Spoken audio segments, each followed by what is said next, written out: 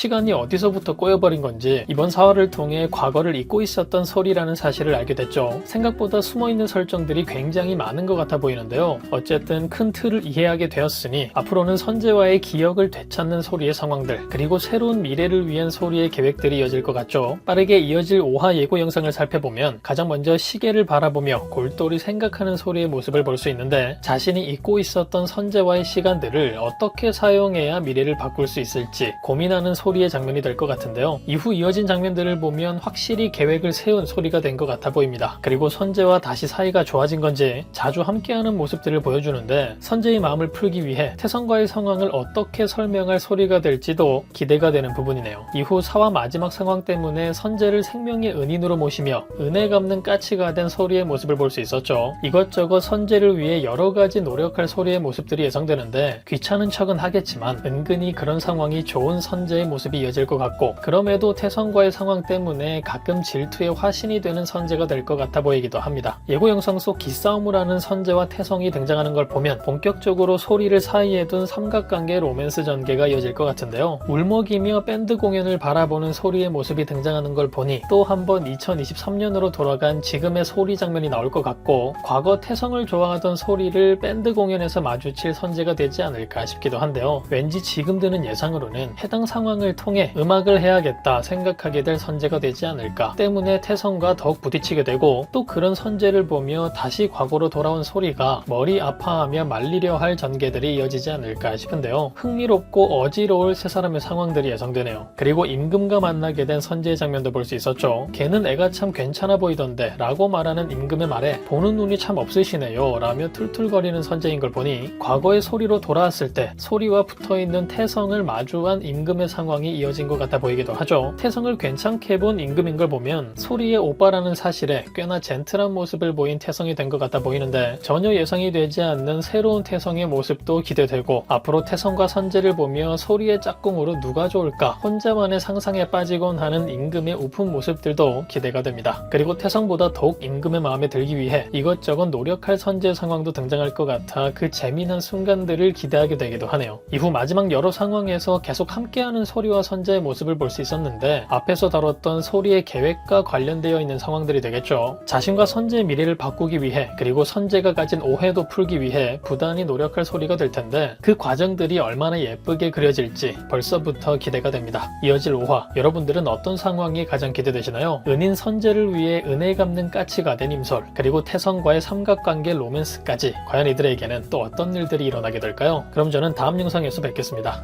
감사합니다.